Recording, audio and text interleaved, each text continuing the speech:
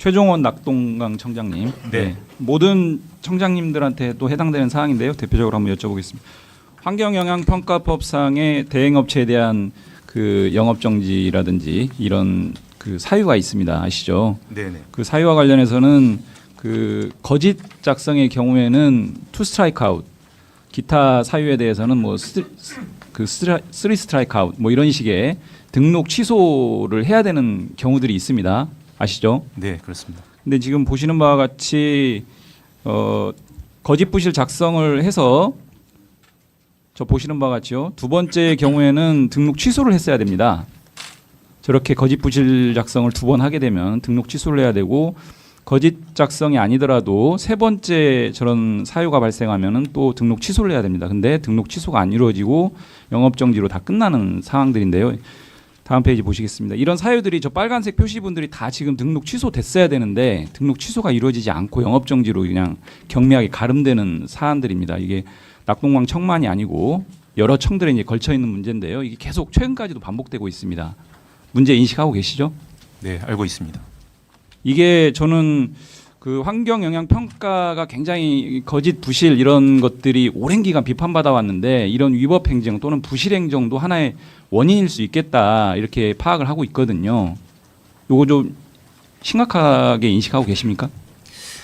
그 행정 처분을 할 당시에 최근 1년 이내에 2번 이상 또는 경우에 따라 3번 이상 문제의 심각성 인식하고 계세요? 네, 인식하고 있습니다. 시정해야 되겠죠? 네, 개선이 필요합니다. 그 전수 조사를 해서요. 그 결과를 좀 보고해 주시고 그다음에 대책까지 포함해서 좀 의원실에 보고해 주세요. 네, 그렇게 하겠습니다. 그다음에 또 문제는 뭐냐면 영업정지 처분일과 영업정지 개시일 사이에 저렇게 간극이 있습니다. 예를 들면 유해 업체 같은 경우는 7월 4일 날 처분을 하는데 7월 15일 날 영업정지가 개시되다 보니까 그 사이에 교묘하게 신규 계약을 체결합니다. 아래 업체는 심지어 3월 18일 날 영업정지 처분을 하는데 그 영업정지 개시일 사이에 간극이 한 2개월 가까이 있다 보니까 처분일 직후부터 3건의 신규 계약을 체결해서 환경영향 평가를 버젓이 진행을 하고 있어요.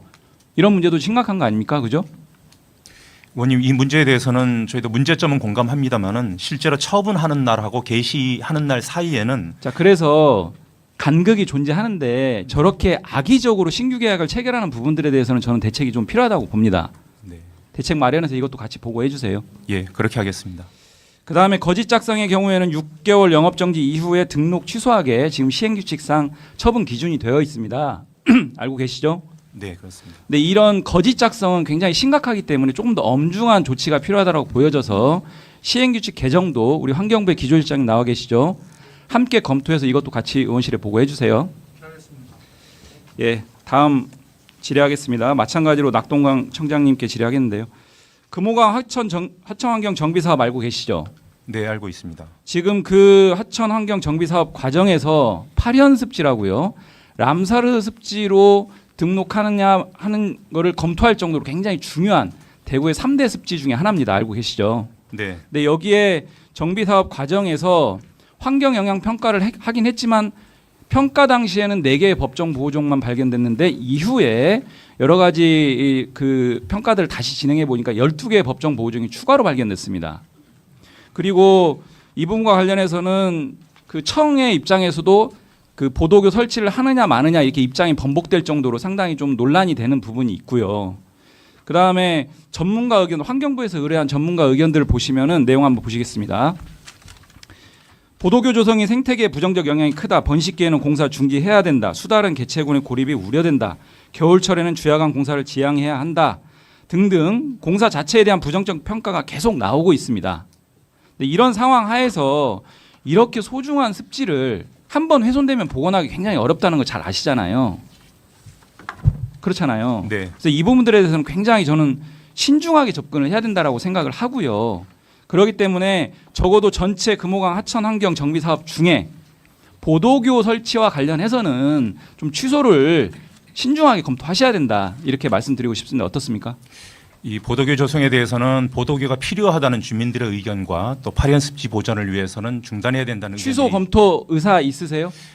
이 부분은 환경영향 평가 과정에서 충분한 보완 방안이 마련됐기 때문에 의원님 우려하시는 8현 취소는 습지에 어렵다 대한 이런 입장이십니까? 예, 그렇습니다. 영향을 최소화하도록 그러면 하겠습니다. 이렇게 하시면 어때요? 취소는 어렵다라고 하면 일단은 진행을 하지 마시고 전면적으로 환경 영향 평가를 좀 다시 했으면 좋겠다 이런 의견 드리겠습니다. 검토해서 그것도 같이 의원실에 보고해 주.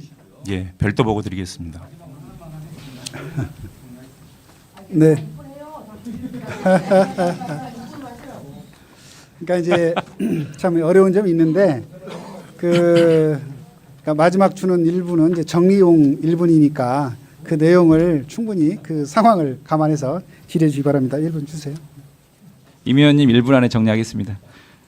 그 조희송 금강청장님, 예, 그 홍수관리구역 잘 아시죠? 네. 예, 홍수관리구역의 피해 때문에 주민분들이 소송을 많이 제기하고 있고 앞으로도 이런 소송은 제기될 여지가 충분히 있습니다.